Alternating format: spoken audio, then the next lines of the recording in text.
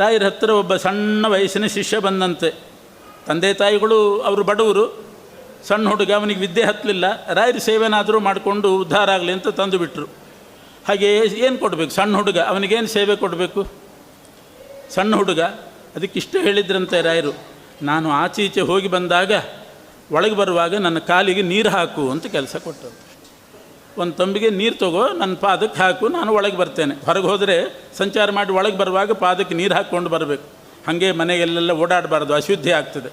ಅದರಿಂದ ರಾಯರು ಹೇಳಿದ್ರಂತೆ, ಎಲ್ಲಾದರೂ ಹೋಗಿ ಬಂದ ಕೂಡಲೇ ನೀನು ಪಾದಕ್ಕೆ ನೀರು ಹಾಕು. ಅಷ್ಟೇ ಕೆಲಸ ಮಾಡಿಕೊಂಡಿದ್ದ. ಅದೇ ಮಾಡಿ ಮಾಡಿ ಮಾಡಿ ಮಾಡಿ ತಾರುಣ್ಯಕ್ಕೆ ಬಂದ, ಯುವಕನಾದ. ಅವರ ಅಪ್ಪ ಅಮ್ಮ ಇವನಿಗೊಂದು ಕನ್ಯಾ ನೋಡಿದರು. ಮದುವೆ ಅಂತೂ ಮಾಡಬೇಕಲ್ಲ, ವಿದ್ಯೆ ಇಲ್ಲದಿದ್ರೇನು. ಮದುವೆ ಮಾಡೋಣ ಅಂತ ಒಂದು ಕನ್ಯಾ ನೋಡಿದರು. ಯಾರ ಹತ್ರ ಹೇಳಿ ಕಳಿಸಿದ್ರಂತೆ, ಒಂದು ಕನ್ಯಾ ನೋಡಿದ್ದೀವಿ, ಮದುವೆ ಮಾಡ್ತೀವಿ, ರಾಯರ ಹತ್ರ, ಗುರುಗಳ ಹತ್ರ 2 ದಿವಸ ರಜೆ ಕೇಳಿ ಬಾ ಅಂತ. ಅವ್ರು ಹೇಳಿದರು. ಹುಡುಗ ಹೋಗಿ ತರುಣ ಹೋಗಿ ಕೇಳಿದ್ನಂತೆ, ಅಪ್ಪ ಅಮ್ಮ ಮದುವೆ ಮಾಡ್ತಾರಂತೆ ಗುರುಗಳೇ, ಒಂದು 2 ದಿನ ರಜೆ ಬೇಕಾಗಿತ್ತು ಅಂದರು. ರಾಯರು ಹೇಳಿದ್ರಂತೆ, 2 ದಿನ ಅಲ್ಲ, 1 ವಾರ ರಜೆ ಕೊಡ್ತೀನಿ ಹೋಗು ಅಂದರು. ಅವರು ಮದುವೆ ಮಾಡ್ಕೊಳ್ಳಿಕ್ಕೆ ಹೋಗ್ತಿದ್ದೆ, 2 ದಿನ ಹೇಗೆ ಸಾಕಾಗ್ತದೆ, 1 ವಾರ ರಜೆ ಕೊಡ್ತೀನಿ ಹೋಗು. ಸಂತೋಷ ಆಯಿತು, ಹೊರಟ. ಒಂದು 2 ಹೆಜ್ಜೆ ಬಂದು ಕೂಡಲೇ ರಾಯರು ಕರೆದ್ರಂತೆ, ಅಲ್ಲೋ ಮದುವೆಗೆ ಹೋಗ್ತಾ ಇದ್ದಿ, ಒಂದಿಷ್ಟು ಹಣ ಕಾಸು ಬೇಡವೆ, ದುಡ್ಡು ಕೊಡ್ತೀನಿ ತೊಗೊಂಡು ಹೋಗು ಅಂದರು. ಮದುವೆ ಅಂದಮೇಲೆ ಖರ್ಚಿದ್ದೇ ಇರ್ತದೆ, ಬಂಧು ಬಳಗ ಬರ್ತಾರೆ, ಖರ್ಚಿರ್ತದೆ. ಇಲ್ಲ, ನಮ್ಮ ಅಪ್ಪ ಅಮ್ಮ ಎಲ್ಲ ವ್ಯವಸ್ಥೆ ಮಾಡಿರ್ತಾರೆ ಅಂತ ಇವನು. ಇರಲಿ, ನಿಂದೊಂದಿಷ್ಟು ಕೊಡಬೇಕಲ್ಲ, ನಾನು ಕೊಡ್ತೇನೆ, ತೊಗೊಂಡು ಹೋಗು. ಸಣ್ಣ ವಯಸ್ಸಿನಲ್ಲಿ ಬಂದು ಸೇರಿಕೊಂಡಿದ್ದಿ, ನಿನಗೇನು ಸಂಬಳ ಕೊಟ್ಟಿಲ್ಲ, ನಾನು ತಿಂಗಳ ಏನೂ ಕೊಟ್ಟಿದ್ದಿಲ್ಲಂತೆ ರಾಯರು. ಏನೇನೋ ಖರ್ಚು ಮಾಡ್ಕೋತಾನೆ ಅಂತ ಹಾಗೇ ಇಟ್ಕೊಂಡಿದ್ರು. ಅವನು ಮದುವೆಗೆ ಹೋಗುವಾಗ ಅಷ್ಟೂ ದಿವಸದ್ದು ಸೇರಿಸಿ ಅವನಿಗೊಂದು ಮೊತ್ತ ಕೊಡೋಣ ಅಂತ ಯೋಚನೆ ಮಾಡಿದರು. ಹೇಳಿದರು, ಇವನು ಬೇಡ ಅಂದರೆ ಬೇಡ ಅಂತಾನೆ. ಗುರುಗಳೇ, ನಾನೇನು ಮಾಡಿ, ನಿಮ್ಮ ಪಾದಕ್ಕೆ ನೀರು ಹಾಕಿದ್ದೀನಿ. ಪಾದಕ್ಕೆ ನೀರು ಹಾಕೋರು ತಾವೇ ಕಾಣಿಕೆ ಕೊಡ್ತಾರೆ, ಪಾದ ಪೂಜೆ ಮಾಡಿದವರು. ನಿಮ್ಮ ಪಾದಕ್ಕೆ ನೀರು ಹಾಕಿ ನಾನು ಇಸ್ಕೊಂಡು ಹೋದರೆ ಇದೇನು ನ್ಯಾಯ? ಪಾದ ಪೂಜೆ ಮಾಡಲಿಕ್ಕೆ ಇಷ್ಟು ಅಂತ ನಿಗದಿ ಮಾಡಿರ್ತಾರೆ ಎಷ್ಟೋ ಕಡೆ, ಇಷ್ಟು ಕೊಟ್ಟರೆ ಪಾದ ಪೂಜೆ ಅಂತ. ನಾನು ನಿಮ್ಮ ಪಾದಕ್ಕೆ ನೀರು ಹಾಕಿದ್ದಕ್ಕೆ ನನಗೆ ದಿನಕ್ಕೆ 1 ತಂಬಿಗೆ ಹಾಕಿದ್ದೀನಿ, 1 ತಂಬಿಗೆಗೆ ಇಷ್ಟು ಅಂತ ನಾನು ಮಾಡಿದರೆ ಎಷ್ಟು ಅಂತ ಸಂಪಾದನೆ ಮಾಡಿ. ಬೇಡ ಗುರುಗಳೇ, ನಿಮ್ಮ ಪಾದಕ್ಕೆ ನೀರು ಹಾಕಿದ್ದಕ್ಕೆ ಸಂಬಳ ತೊಗೊಳ್ಳೆ ನಾನು ಅಂತ ಅವನು. ಇಲ್ವೋ, ನಾನು ಏನೂ ಕೊಡದೆ ಹೋದರೆ ಏನಂದಾರು ನನ್ನನ್ನು, ಏನಾದರೂ ಕೊಡ್ತೀನಿ ತಗೋ. ನಿಮಗೆ ಅಷ್ಟು ನನಗೆ ಕೊಡಬೇಕು ಅಂತಿದ್ದರೆ ದಿನ ನಿಮ್ಮ ಪಾದಕ್ಕೆ ನೀರು ಹಾಕ್ತಾಯಿದ್ದೆ ಒಂದು ಜಾಗದಲ್ಲಿ. ಆ ನೀರು ಹರಿದು ಹೋಗಿ ಒಂದು ಕಡೆ ಕೆಸರಾಗಿತ್ತು. ಒಂದಿಷ್ಟು ಕೆಸರು ತೊಗೊಂಡು ಹೋಗ್ತೀನಿ, ಅನುಮತಿ ಕೊಡ್ರಿ ಅಂತಂದು. ರಾಯರಂದರು, ಅಲ್ಲೋ ಇಷ್ಟು ವರ್ಷ ನನ್ನ ಸೇವೆ ಮಾಡಿದ್ದಕ್ಕೆ ನಿನಗೆ ಕೆಸರು ಕೊಟ್ಟು ಕಳಿಸಿದ್ರು ಏನಂದಾರು? ರಾಯರು ಒಂದಿಷ್ಟು ಮಣ್ಣು ಹಾಕಿ ಕಳಿಸಿದ್ರು ಅಂತಾರೆ ಅಷ್ಟೇ. ಕೊನೆ ಮಣ್ಣು ಕೊಟ್ಟು ಕಳಿಸಿದ್ರು, ಮಣ್ಣು ಹಾಕಿದ್ರು ಬಾಯಿಗೆ ಅನ್ನೋ ಹಾಗೆ ಆ ಅಪವಾದ ಬರ್ತದೋ. ಕೆಸರು ತೊಗೊಂಡು ಹೋಗಿ ಏನು ಮಾಡ್ತೀವಿ? ಇಲ್ಲ ಗುರುಗಳೇ, ದಿನ ನೀರು ಹಾಕುವಾಗ ನೋಡ್ತಾ ಇದ್ದೆ, ಆ ಭೂಮಿ ಏನು ಪುಣ್ಯ ಮಾಡಿದೆಯೋ ಏನೋ, ನಿಮ್ಮ ಪಾದೋದಕ್ಕೆ ಹೊತ್ತಿದೆಯಲ್ಲ ಅಂತ, ಅದರ ಪುಣ್ಯ ಎಷ್ಟು ಅಂತ ಅಂದ್ಕೋತಾ ಇದ್ದೆ. ಆ ಪುಣ್ಯ ಮಾಡಿದ ಆ ಭೂಮಿಯನ್ನೇ ಒಂದು ಕೆಸರು ತೊಗೊಂಡು ಹೋಗ್ತೇನೆ. ಬಹಳ ಕೇಳಿದ್ದಕ್ಕೆ ಅದಕ್ಕೆ ಧಾರಾಳ ತೊಗೊಂಡು ಹೋಗು ಅಂದರು. ಒಂದಿಷ್ಟು ಕೆಸರು ತೊಗೊಂಡು ಉಂಡೆ ಮಾಡಿ ಒಂದು ಹಿತ್ತಾಳೆ ಡಬ್ಬಿಯಲ್ಲಿ ಇಟ್ಕೊಂಡು ಬಂದಂತೆ. ಹೊರಟ. ರಾತ್ರಿ ಆಯಿತು. ರಾತ್ರಿ ಆದಾಗ ಅವನ ಊರು ಇನ್ನೂ ಮುಂದಿನೂರು, ಹಿಂದಿನೂರಿಗೆ ರಾತ್ರಿ ಆಯಿತು. ಒಂದು ಕಡೆ ಒಬ್ಬರು ದೇಸಾಯರ ಮನೆ, ಹೊರಗಡೆ 2 ಕಟ್ಟೆ ಕಟ್ಟಿರ್ತಾರೆ. ಯಾರಾದರೂ ಬಂದರೆ ಕೂಡಲಿಕ್ಕೆ ಮಾಡಲಿಕ್ಕೆ ಹರಟೆಗೆ ಅಂತ ಕಟ್ಟಿರ್ತಾರೆ. ರಾತ್ರಿ ಆಗಿತ್ತು, ಬಾಗಿಲು ಹಾಕಿತ್ತು. ಇವನು ಯಾರನ್ನೂ ಎಬ್ಬಿಸಲಿಲ್ಲ. ಹೊರಗಡೆ ಕಟ್ಟೆಯಲ್ಲಿ ಮಲ್ಕೊಂಡ್ಬಿಟ್ಟ. ಆಯಾಸ ಆಗಿತ್ತು, ಮಲ್ಕೊಂಡ. ನಿದ್ದೆ ಹತ್ತಿತು. ಮಧ್ಯರಾತ್ರಿಗೆ ಯಾರೋ ಬಂದು ಎಬ್ಬಿಸ್ತಿದ್ದಾರಂತೆ. ಎದ್ದೇಳು ಎದ್ದೇಳು, ಯಾಕೆ ಇಲ್ಲಿ ಮಲ್ಕೊಂಡಿದ್ದೆ, ನಂಗೆ ತೊಂದರೆ ಆಗ್ತದೆ, ಏಳು ಏಳು ಅಂತ. ಎದ್ದು ನೋಡ್ತಾನೆ, ಬಾಗಿಲು ಹಾಕಿದೆ. ಒಳಗಡೆ ದೇಸಾಯಿ ಬಂದಿಲ್ಲ. ಈ ಕಡೆ ಯಾರೋ ಒಬ್ಬ ನಿಂತು ಏಳು ಅಂತಿದ್ದಾನೆ. ನೀ ಯಾರು ಅಂತ ಕೇಳಿದ್ನಂತೆ. ಹುಡುಗ ಕೇಳಿದೆ ಸಹಜವಾಗಿ, ನೀ ಯಾರು? ಆಗ ಹೇಳಿತು ಆ ಜೀವ, ನಾನು ಪಿಶಾಚಿ ಅಂತ. ನಾನು ಪಿಶಾಚಿ, ಈ ಮನೆ ಯಜಮಾನ ನನಗೇನೋ ದ್ರೋಹ ಮಾಡಿದ್ದ, ಅದಕ್ಕೆ ನಾನು ಸತ್ತು ಪಿಶಾಚಿಯಾಗಿದ್ದೀನಿ. ಆ ಯಜಮಾನನ ಮಗನ ಬಲಿ ತೊಗೊಳ್ಳಿಕ್ಕೆ ಬಂದಿದ್ದೀನಿ. ನೀನು ಕಟ್ಟೆಯಲ್ಲಿ ಮಲಗಿದ್ದು ನನಗೆ ಒಳಗೆ ಹೋಗ್ಲಿಕ್ಕೆ ಅಡ್ಡಿ ಆಗ್ತಾ ಇದೆ. ನೀ ಎದ್ದು ಹೋಗು, ನಾ ಒಳಗೆ ಹೋಗಿ ಬಲಿ ತೊಗೋತೇನೆ ಅಂತ. ಇಷ್ಟು ಹೇಳಿದ ಕೂಡಲೇ ನನ್ನನ್ನೆಲ್ಲಿ ಬಲಿ ತೊಗೋತಾನೋ ಅಂತ ಇವನಿಗೆ ಗಾಬರಿ ಆಯಿತು. ಆ ಚೀಲ ತಲೆಯಲ್ಲಿ ಇಟ್ಕೊಂಡು ಮಲ್ಕೊಂಡಿದ್ದ, ತಲೆ ಬುಡದಲ್ಲಿ. ಆ ಚೀಲ ತೆಗೆದ ಅವನ ಮೇಲೆ ಬಿಸಾಡಿಬಿಟ್ಟ. ಏನೋ ಕಲ್ಗಿಲ್ಲಿದ್ದರೆ ಅದನ್ನೇ ಹಾಕ್ತಿದ್ನೋ ಏನೋ. ಚೀಲ ಇತ್ತು, ಚೀಲ ಬಿಸಾಡಿದ ಕೂಡಲೇ ಅವನಿಗೆ ಬೆಂಕಿ ಹತ್ತಿತಂತೆ. ಆ ಜೀವನಿಗೆ ಬೆಂಕಿ ಹತ್ತಿತ್ತು. ವಿಲಿ ಒದ್ದಾಡ್ತಿದ್ದಾನೆ, ಕೂಕೋತಾ ಇದ್ದಾನೆ. ಒಳಗಡೆಯಿಂದ ಗಲಾಟೆಗೆ ಎಚ್ಚರಿಕೆಯಾಗಿ ದೇಸಾಯಿ ಎಲ್ಲರೂ ಬಂದರೆ ಅವನು ಬೆಂಕಿ ಹತ್ತಿ ಒದ್ದಾಡ್ತಿದ್ದಾನೆ. ಇವನು ದೂರ ನಿಂತು ಬಿಟ್ಟಿದ್ದಾನೆ ಹುಡುಗ. ಕೊನೆಗೆ ಕೇಳಿದ್ರು ಅವ್ರು, ಯಾರೋ ನೀನು? ಅವನು ಯಾರು? ಯಾಕೆ ಬೆಂಕಿ ಹತ್ತಿದೆ? ನೀ ಯಾರು ಅಂದ್ಕೊಳ್ಳೆ, ನಾನು ರಾಘವೇಂದ್ರ ಸ್ವಾಮಿಗಳ ಶಿಷ್ಯ ಅಂದಂತೆ. ರಾಯರ ಶಿಷ್ಯ ನಾನು. ಇರಲಿ, ಅವನಿಗೇನು ಮಾಡಿದ್ದಿ? ಏನೂ ಮಾಡಿಲ್ಲ ಅವನು. ನಾನು ಪಿಶಾಚಿ ಅಂತ ಹೇಳ್ಕೊಂಡ, ನಿಮ್ಮ ಮಗನ ಬಲಿ ತೊಗೊಳ್ಳಿಕ್ಕೆ ಬಂದಿದ್ದೀನಿಂದ ಹೆದರಿಕೆ ಆಯಿತು, ಚೀಲ ಬಿಸಾಡಿಬಿಟ್ಟೆ, ಅವನಿಗೆ ಬೆಂಕಿ ಹತ್ತಿತು ಅಂತ. ಆಗ ದೇಸಾಯಿ ಕೇಳಿದಂತೆ, ನಿನ್ನ ಚೀಲದಲ್ಲಿ ಬಾಂಬ್ ಇಟ್ಕೊಂಡಿದ್ದೀಯೇನೋ ಅಂತಂದ. ಚೀಲ ಬಿಸಾಡಿದ ಕೂಡಲೇ ಬೆಂಕಿ ಹತ್ತಬೇಕಾದ್ರೆ ಏನಾದರೂ ಬಾಂಬ್ ಗಿಂಬ್ ಇಟ್ಕೊಂಡಿದ್ದು. ರಾಯರ ಶಿಷ್ಯ, ನನ್ನಲ್ಲಿ ಎಲ್ಲಿ ಬರಬೇಕು ಬಾಂಬು ಅಂದ ಅವನು. ರಾಘವೇಂದ್ರ ಸ್ವಾಮಿಗಳ ಶಿಷ್ಯ, ಬಾಂಬ್ ಗಿಂಬ ಆ ವ್ಯವಹಾರವೇ ಇಲ್ಲ, ಮತ್ತು ಯಾಕೆ ಬೆಂಕಿ ಹತ್ತಿತ್ತು, ಜಪ್ತಿ ಮಾಡ್ರು ಅಂತಂದ ತನ್ನ ಶಿಷ್ಯರಿಗೆ. ಅವರೆಲ್ಲ ದೇಸಾಯಿ ಕಡೆಯವರು ಬಂದು ಚೀಲ ಜಪ್ತಿ ಮಾಡಿ, ಏನಿರ್ತದೆ ಆ ಚೀಲದಲ್ಲಿ? 2 ಮಡಿ ಪಂಚೆ, ಊಟಕ್ಕೊಂದು ಮಡಿ ಅಷ್ಟೇ, ಇನ್ನೇನಿರ್ತದೆ? ರಾಯರ ಶಿಷ್ಯರು 2 ಮಡಿ ಪಂಚೆ, ಒಂದು ಮಡಿ ಸಿಕ್ತು. ಕೊನೆಗೆ ನೋಡಿದ್ರು ಒಂದು ಸಣ್ಣ ಹಿತ್ತಾಳಿ ಡಬ್ಬಿ. ಹೇಳಿದರು, ದೇಸಾಯರೇ ಏನೋ ಡಬ್ಬಿ ಇದೆ ಇದರಲ್ಲಿ, ಏನಿದೆ ತೆಗೆದು ನೋಡಿ. ಏನೋ ಮಣ್ಣಿದೆ. ಕೇಳಿದೆ, ಏನೋ ಇದು ಡಬ್ಬಿ? ನಮ್ಮ ಗುರುಗಳದ್ದು ಪಾದದ ಮೃತ್ತಿಕೆ ಅಂತಂದ. ನಮ್ಮ ಗುರುಗಳು ಪಾದ ಮೃತ್ತಿಕೆ. ಅದು ನಾನು ಮದುವೆಗೆ ಹೊರಟಿದ್ದೆ, ಏನಾದರೂ ಕೊಡ್ತೀನಿ ಅಂತ ಬಲವಂತ ಮಾಡಿದರು. ಏನೂ ಬೇಡ, ನಿಮ್ಮ ಪಾದದ ಮೃತ್ತಿಕೆ ಕೊಡಿ ಅಂದೆ. ಆ ಮೃತ್ತಿಕೆ ತೊಗೊಂಡು ಬಂದಿದ್ದೀನಿ. ಆಗ ಅರ್ಥ ಆಯಿತು, ರಾಘವೇಂದ್ರ ಸ್ವಾಮಿಗಳ ಪಾದದ ಮೃತ್ತಿಕೆಗೆ ಇಷ್ಟು ಮಹಿಮೆ ಇದೆ. ಆ ಮೃತ್ತಿಕೆ ಇರೋದು ಡಬ್ಬಿಯಲ್ಲಿ, ಆ ಡಬ್ಬಿ ಚೀಲದಲ್ಲಿ. ಅವನಿಗೆ ಆ ಚೀಲ ತಾಗಿದ್ದಷ್ಟೇ, ಅಷ್ಟಕ್ಕೆ ಬೆಂಕಿ ಹತ್ತಿದೆ. ಇನ್ನು ಡಬ್ಬಿ ಗಿಬ್ಬಿ ತಾಗಿದ್ರೆ ಏನಾಗ್ತಿತ್ತು? ಆ ಚೀಲ ತಾಗಿದ್ದಕ್ಕೆ ಸ್ಪರಿಸಿದ್ದಕ್ಕೇ ಆ ಬೆಂಕಿ ಹತ್ತಿಬಿಟ್ಟಿತ್ತು. ಆಗ ದೇಸಾಯಿಗೆ ಅರ್ಥ ಆಯಿತು, ರಾಯರ ಪಾದದ ಮೃತ್ತಿಕೆಗೆ ಎಷ್ಟು ಮಹಿಮೆ ಇದೆ ಅಂತ. ಎನ್ಮೃತ್ತಿಕಾ ದರ್ಶನ ಮಾತ್ರ ಭೀತಃ. ಆ ಮೃತ್ತಿಕಾ ದರ್ಶನ ಮಾಡಿದರೆ ಸಾಕಂತೆ, ಸ್ಪರ್ಶ ಬೇಡ, ದರ್ಶನ ಮಾಡಿದರೆ ಸಾಕು. ಭೀತಃ ಕ್ವಚಿತ್ ಪಿಶಾಚಸ್ತದನುವ್ರತೇಭ್ಯ. ಪಿಶಾಚಿ ಓಡಿ ಹೋಯ್ತಂತೆ ಅಂತ. ಆಮೇಲೆ ಆ ಪಿಶಾಚಿ ಸತ್ತೋಯ್ತು, ಮೃತ್ತಿಕಾ ಸ್ಪರ್ಶದಿಂದ ಸತ್ತೋಯ್ತು. ಆಮೇಲೆ ಆ ದೇಸಾಯಿ ರಾಯರ ಶಿಷ್ಯನ ಒಳಗೆ ಕರೆದಂತೆ. ಹೊರಗ್ಯಾಕೆ ಮಲ್ಕೊಂಡಿದ್ಯೋ, ಇವತ್ತು ನನ್ನ ಮಗ ಉಳ್ದ, ಬಾ ಒಳಗೆ ಬಾ ಅಂತ ಒಳಗಡೆ ಕರೆಸಿ ಒಳಗಡೆ ಮಲಗಿಸ್ಕೊಂಡ. ಮರುದಿವಸ ಅವನು ಹೋಗುವಾಗ 10,000 ರೂಪಾಯಿ ಕೊಟ್ಟು ಕಳಿಸಿದ್ನಂತೆ. ಇವನು ಅಂದ್ಕೊಂಡ, ನಾನು ಗುರುಗಳು ಕೊಡ್ತೀನಿ ಅಂದಾಗ ಹಣ ಕೊಡ್ರಿ ಅಂದರೆ ಒಂದು 500 ರೂಪಾಯಿ ಕೊಡ್ತಿದ್ರೋ ಏನೋ. ಈ ಮೃತ್ತಿಕೆ ಕೇಳಿದ್ದಕ್ಕೆ 10,000 ರೂಪಾಯಿ ಸಿಕ್ತು ಅಂತ ಅವನು ಅಂದ್ಕೊಂಡ. ಇಲ್ದಿದ್ರೆ ಗುರುಗಳು ಅಷ್ಟೇ ಕೊಡ್ತಿದ್ರು ಪಾಪ, ಅದಕ್ಕೆ ಬೇಡ ಇನ್ನೊಂದು ಸ್ವಲ್ಪ ಜಾಸ್ತಿ. ಆಗಿನ ಕಾಲಕ್ಕೆ ಅದಕ್ಕೆ ಬೆಲೆ ಇದೆ ಅಂತ ಇಟ್ಕೊಳ್ಳಿ. ಅವನು 10,000 ಕೊಟ್ಟು. ಶ್ರೀ ಗುರುಭ್ಯೋ ನಮಃ. ಹರಿ ಓಂ. ಆಪದಾಂ ಅಪಹರ್ತಾರಂ ದಾತಾರಂ ಸರ್ವಸಂಪದಾಂ ಲೋಕಾಭಿರಾಮಂ ಶ್ರೀರಾಮಂ ಭೂಯೋ ಭೂಯೋ ನಮಾಮ್ಯಹಂ. ಆಪಾದಮೌಲಿಪರ್ಯಂತಂ ಗುರುಣಾಂ ಆಕೃತಿಂ ಸ್ಮರೇತ್ ತೇನ ವಿಘ್ನಾಃ ಪ್ರಣಶ್ಯಂತಿ ಸಿದ್ಧ್ಯಂತಿ ಚ ಮನೋರಥಾಃ. ನಮ್ಮ ಭಾರತ ದೇಶದಲ್ಲಿ ಸಜ್ಜನರ ಉದ್ಧಾರಕ್ಕಾಗಿ ಅನೇಕ ಮಹನೀಯರು ಅವತಾರ ಮಾಡಿದ್ದಾರೆ. ಅವರನ್ನೆಲ್ಲ ನಾವು ಗುರುಗಳು ಅಂತ ಗೌರವಿಸ್ತೇವೆ, ಪೂಜಿಸ್ತೇವೆ, ಆದರಿಸ್ತೇವೆ. ಅಂಥ ಗುರುಗಳಲ್ಲಿ ಬಹಳ ಶ್ರೇಷ್ಠರಾದಂತಹ ಮಾನ್ಯರಾದ ಜಗನ್ಮಾನ್ಯರಾದ ಗುರುಗಳು ಅಂದರೆ ರಾಘವೇಂದ್ರ ಸ್ವಾಮಿಗಳು, ಮಂತ್ರಾಲಯ ಪ್ರಭುಗಳು. ಅನೇಕ ಗುರುಗಳಿದ್ದಾರೆ, ಆದರೆ ಅವರೆಲ್ಲ ನಾನಾ ವಿಧವಾದ ಪವಾಡಗಳನ್ನು ತೋರಿಸ್ತಾರೆ. ದೊಡ್ಡವರಾಗಬೇಕು ಅಂತ ಆದ ಗುರುಗಳು. ಆದರೆ ರಾಘವೇಂದ್ರ ಸ್ವಾಮಿಗಳು ನಿಜವಾಗಿಯೂ ಕೂಡ ಯಾವುದೇ ಸ್ವಾರ್ಥ ಇಲ್ಲದೆ, ಪವಾಡ ಮಾಡಬೇಕು ಅನ್ನುವಂಥ ವಿಚಾರ ಇಲ್ಲದೇನೆ ಸಜ್ಜನರನ್ನು ಉದ್ಧಾರ ಮಾಡಲಿಕ್ಕೆ ಬಂದಂತಹ ಗುರುಗಳು, ಪರಮಾತ್ಮನ ದೂತರು. ಪರಮಾತ್ಮನೇ ತಾನು ಸೃಷ್ಟಿ ಮಾಡಿದಂಥ ಪ್ರಜೆಗಳನ್ನು ಉದ್ಧಾರ ಮಾಡಲಿಕ್ಕಾಗಿ ತಮ್ಮ ದೂತರನ್ನಾಗಿ ರಾಘವೇಂದ್ರ ಸ್ವಾಮಿಗಳನ್ನು ಕಳಿಸಿದ್ದಾನೆ. ಆದ್ದರಿಂದ ರಾಘವೇಂದ್ರ ಸ್ವಾಮಿಗಳು ಭುಕ್ತಿ ಹಾಗೂ ಮುಕ್ತಿ ಎರಡನ್ನು ಕೊಡ್ತಕ್ಕಂಥ ಗುರುಗಳು. ಅನೇಕ ಗುರುಗಳಿದ್ದಾರೆ, ಭುಕ್ತಿ ಕೊಡ್ತಾರೆ, ಕಷ್ಟಗಳನ್ನು ಪರಿಹಾರ ಮಾಡ್ತಾರೆ. ರಾಘವೇಂದ್ರ ಸ್ವಾಮಿಗಳು ಭುಕ್ತಿಯನ್ನೂ ಕೊಟ್ಟರು, ಮುಕ್ತಿಯನ್ನೂ ಕೂಡ ಕೊಟ್ಟರು. ಅಂಥ ವಿಶಿಷ್ಟ ಗುರುಗಳು ರಾಘವೇಂದ್ರ ಸ್ವಾಮಿಗಳು. ರಾಘವೇಂದ್ರ ಸ್ವಾಮಿಗಳ ಹಿರಿಮೆ, ಅವರ ಗರಿಮೆ ಅಂತಂದರೆ ನಿಸ್ವಾರ್ಥ. ಮನುಷ್ಯ ದೊಡ್ಡವನಾಗುವುದು ನಿಸ್ವಾರ್ಥತೆಯಿಂದ. ರಾಘವೇಂದ್ರ ಸ್ವಾಮಿಗಳಲ್ಲಿ ಸ್ವಾರ್ಥ ಇಲ್ಲ. ಆದ್ದರಿಂದಲೇ ಅವರ ಚರ್ಮ ಶ್ಲೋಕದಲ್ಲಿ ನಾವು ಕೇಳ್ತೇವೆ, ಭಜತಾಂ ಕಲ್ಪವೃಕ್ಷಾಯ ನಮತಾಂ ಕಾಮಧೇನವೇ. ರಾಘವೇಂದ್ರ ಸ್ವಾಮಿಗಳನ್ನು ಕಲ್ಪವೃಕ್ಷಕ್ಕೆ ಹೋಲಿಸಿದ್ದಾರೆ. ಕಲ್ಪವೃಕ್ಷ ಮಾತ್ರ ಅಲ್ಲ, ಯಾವುದೇ ಒಂದು ವೃಕ್ಷ, ಯಾವುದೇ ಮರ ಆಗಲಿ, ಅದು ಯಾವ ಸ್ವಾರ್ಥವೂ ಅದಕ್ಕಿರೋದಿಲ್ಲ. ಹಣ್ಣು ಕೊಡ್ತದೆ, ತಾನು ಹಣ್ಣು ತಿನ್ನೋದಿಲ್ಲ, ಕೇವಲ ನೀರು, ಒಂದಿಷ್ಟು ಗೊಬ್ಬರ. ಆದರೆ ರಸವತ್ತಾದ ಫಲಗಳನ್ನು ಜನತೆಗೆ ಕೊಡುವಂಥದ್ದು ವೃಕ್ಷ. ಪರೋಪಕಾರಾಯ ಫಲಂತಿ ವೃಕ್ಷಾ, ಪರೋಪಕಾರಾಯ ವಹಂತಿ ನದ್ಯ.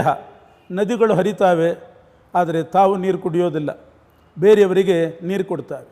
ನದಿಗಳು ನೀರು ಕೊಡುವಾಗ ಭೇದ ಭಾವ ಇಲ್ಲ. ಒಂದು ನಾಯಿಯೂ ಬಂದು ನೀರು ಕುಡಿತದೆ, ಹಸುವು ಬಂದು ನೀರು ಕುಡಿತದೆ, ಸ್ತ್ರೀಯರು ಕುಡಿತಾರೆ, ಪುರುಷರು ಕುಡಿತಾರೆ, ಸಣ್ಣವರು ಕುಡಿತಾರೆ, ದೊಡ್ಡವರು ಕುಡಿತಾರೆ. ಯಾವ ಭೇದ ಭಾವ ಇಲ್ಲದೇನೆ ನದಿ ಎಲ್ರಿಗೂ ನೀರನ್ನು ಕೊಡುವಂಥದ್ದು. ಮರಕ್ಕೂ ಅಷ್ಟೇ, ಯಾವ ಭೇದ ಭಾವ ಇಲ್ಲ. ಯಾರು ಬಂದರೂ ಮರ ನೆರಳನ್ನು ಕೊಡ್ತದೆ, ಶಾಂತಿ ಕೊಡ್ತದೆ, ತಂಪುಂಟು ಮಾಡ್ತದೆ. ರಾಘವೇಂದ್ರ ಸ್ವಾಮಿಗಳ ಪಾದ ಬುಡಕ್ಕೆ ಹೋದರೆ ಯಾರೇ ಆಗಲಿ ಬಂದವರು ಅವರಿಗೆ ತಂಪು ಕೊಡ್ತಾರೆ, ಮನಃಶಾಂತಿಯನ್ನು ಕೊಡ್ತಾರೆ, ನೆರಳು ಕೊಡ್ತಾರೆ, ತಾಪ ಪರಿಹರಿಸ್ತಾರೆ. ಇದು ರಾಘವೇಂದ್ರ ಸ್ವಾಮಿಗಳ ವೈಶಿಷ್ಟ್ಯ. ಆದ್ದರಿಂದ ಭಜತಾಂ ಕಲ್ಪವೃಕ್ಷಾಯ ನಮತಾಂ ಕಾಮಧೇನವೇ ಎಂದರು. ಕಾಮಧೇನುವಿಗೆ ಹೋಲಿಸಿದ್ದಾರೆ. ಜಗನ್ನಾಥದಾಸರು ತಮ್ಮ ಮೇರುಕೃತಿಯಾದ ಹರಿಕಥಾಮೃತಸಾರದಲ್ಲಿ ಹೇಳ್ತಾರೆ, ಹಸು ಏನು ತಿಂತದೆ, ನಮಗೇನು ಕೊಡ್ತದೆ? ತೃಣ ಜಲಧೇನು ತಾನುಂಡು ಅನವರತ ಪಾಲ್ಗರೆವ ತೆರನಂತೆ. ಹಸು ಕುಡಿಯೋದು ಒಂದಿಷ್ಟು ನೀರು, ತಿನ್ನೋದು ಒಂದಿಷ್ಟು ಹುಲ್ಲು, ಆದರೆ ನಮಗೆ ಕೊಡೋದು ಅಮೃತದಂಥ ಹಾಲನ್ನು. ತಾಯಿ ಹಾಲಾದರೂ ನಿಲ್ಲಿಸ್ತೇವೆ, ಹಸುವಿನ ಹಾಲು ಕೊನೆ ತನಕ ನಿಲ್ಲಿಸೋದಿಲ್ಲ. ಮರಣ ಪರ್ಯಂತ ನಮಗೆ ಹಸುವಿನ ಹಾಲು ಬೇಕು. ಅಂಥ ಉಪಕಾರವನ್ನು ಹಸು ಮಾಡ್ತದೆ. ಆದರೆ ನಾವು ಅದಕ್ಕೆ ಒಂದು ದಿವಸವೂ ಕೂಡ ಹಾಲು ಕೊಡಿಸೋದಿಲ್ಲ, ನೀರೇ ಇಡೋದು, ಹುಲ್ಲೇ ತಿನ್ನಿಸೋದು. ರಾಘವೇಂದ್ರ ಸ್ವಾಮಿಗಳು ನಮ್ಮಿಂದ ಯಾವ ಅಪೇಕ್ಷೆಯನ್ನು ಕೂಡ ಪಡೋದಿಲ್ಲ. ಒಂದಿಷ್ಟು ಅಭಿಷೇಕ ಮಾಡಿದರೆ ಸಾಕು. ಈ ರೀತಿ ರಾಘವೇಂದ್ರ ಸ್ವಾಮಿಗಳು ಹಸುವಿನಂತೆ ಯಾವ ಅಪೇಕ್ಷೆ ಇಲ್ಲದೇನೆ ಎಲ್ರಿಗೂ ಕೂಡ ದಿವ್ಯವಾದ ಫಲವನ್ನು ಕೊಡ್ತಕ್ಕಂಥ ಮಹಾಗುರುಗಳಾಗಿದ್ದಾರೆ. ಇದೇ ನಮ್ಮ ಗುರುಗಳಾದ ರಾಘವೇಂದ್ರ ಸ್ವಾಮಿಗಳ ಹಿರಿಮೆ. ಅಪ್ಪಣ್ಣಾಚಾರ್ಯರು ರಾಘವೇಂದ್ರ ಸ್ವಾಮಿಗಳ ವಿದ್ಯಾಶಿಷ್ಯರು. ಅವರನ್ನು ತೀರ ಹತ್ತಿರದಿಂದ ನೋಡಿದವರು, ವಿಶೇಷವಾಗಿ ಒಡನಾಟ ಹೊಂದಿದಂಥವರು, ಚೆನ್ನಾಗಿ ಬಲ್ಲವರು. ಅಂಥ ಅಪ್ಪಣ್ಣಾಚಾರ್ಯರು ರಾಘವೇಂದ್ರ ಸ್ವಾಮಿಗಳ ಮೇಲೆ ಜಗತ್ಪ್ರಸಿದ್ಧವಾದಂಥ ಒಂದು ಸ್ತೋತ್ರ ರಚನೆ ಮಾಡಿದ್ದಾರೆ. ಗುರುಸ್ತೋತ್ರ ಅಂತ ಮಾನ್ಯವಾಗಿದೆ. ಶ್ರೀಪೂರ್ಣಬೋಧ ಅಂತ ಪ್ರಾರಂಭ ಆಗ್ತದೆ. ಅದನ್ನು ಹೇಳದೇ ಇದ್ದವರೇ ಇಲ್ಲ. ಅಂತಹ ಗುರುಸ್ತೋತ್ರದಲ್ಲಿ ಶ್ರೀಮದ್ ಅಪ್ಪಣ್ಣಾಚಾರ್ಯರು ರಾಯರ ಬಗ್ಗೆ ಹೇಳ್ತಾ, ಶ್ರೀರಾಘವೇಂದ್ರ ಸಕಲಪ್ರದಾತ ಸ್ವಪಾದ ಕಂಜದ್ವಯ ಭಕ್ತಿ ಮಧ್ಯ. ರಾಘವೇಂದ್ರ ಸ್ವಾಮಿಗಳು ಸಕಲವನ್ನೂ ಕೊಡ್ತಾರೆ. ಯಾರಿಗೆ? ತಮ್ಮ ಗೋತ್ರದವರಿಗೆ ಅಂತ ಮಾತ್ರ ಅಲ್ಲ, ಕೇವಲ ಬ್ರಾಹ್ಮಣರಿಗೆ ಅಂತ ಮಾತ್ರ ಅಲ್ಲ, ತಮ್ಮ ಬಂಧುಗಳಿಗೆ ಅಂತ ಮಾತ್ರ ಅಲ್ಲ, ಸ್ವಪಾದ ಕಂಜದ್ವಯ ಭಕ್ತಿ ಮಧ್ಯ. ತಮ್ಮ ಪಾದ ಚಿಂತನೆ ಯಾರು ಮಾಡ್ತಾರೆ ಅಷ್ಟು ಸಾಕು. ಎಲ್ಲೋ ಇದ್ದುಕೊಂಡು ಅವರ ಪಾದ ಚಿಂತನೆ ಮಾಡಿದರೆ ಸಕಲ ಪ್ರದಾತ. ಇಂತಹ ವಿಶಾಲ ಮನೋಭಾವ ಯಾವ ಗುರುಗಳಲ್ಲಿ ನೋಡಲಿಕ್ಕೆ ಸಾಧ್ಯ? ಸಂಕುಚಿತ ಮನೋಭಾವ ಇರ್ತದೆ. ನಮ್ಮವರು ಉದ್ಧಾರ ಆಗಬೇಕು ಅಂತ ಇರ್ತದೆ. ರಾಘವೇಂದ್ರ ಸ್ವಾಮಿಗಳಿಗೆ ಅದು ಎಂದೂ ಇಲ್ಲ. ಶ್ರೀರಾಘವೇಂದ್ರ ಸಕಲ ಪ್ರದಾತ ಸ್ವಪಾದ ಕಂಜದ್ವಯ ಭಕ್ತಿ ಮಧ್ಯ. ಇಂತಹ ವಿಶಾಲವಾದ ಮನೋಭಾವ ಹೊಂದಿದಂಥವರು ರಾಘವೇಂದ್ರ ಸ್ವಾಮಿಗಳು. ಆದ್ದರಿಂದಲೇ ಅವರನ್ನು ಕೇವಲ ಒಂದು ಪಂಗಡದ, ಒಂದು ವರ್ಗದ, ಒಂದು ಜಾತಿಯ ಗುರುಗಳು ಅಂತ ಕರೆಯೋದಿಲ್ಲ, ಜಗದ್ಗುರುಗಳು ಅಂತ ಕರೀತಾರೆ. ಹೀಗೆ ಜಗದ್ಗುರುಗಳು ಅನ್ನುವ ಹಿರಿಮೆ ರಾಘವೇಂದ್ರ ಸ್ವಾಮಿಗಳಿಗೆ ಬಂದಿದೆ. ಒಬ್ಬ ಮನುಷ್ಯ ದೊಡ್ಡವನಾಗೋದು, ಒಂದು ಪತ್ರಿಕೆಯಲ್ಲಿ ಅವನ ಹೆಸರು ಬರೋದು, ಅವನು ಸನ್ಮಾನಿತನಾಗೋದು ನಿಸ್ವಾರ್ಥತೆಯಿಂದ.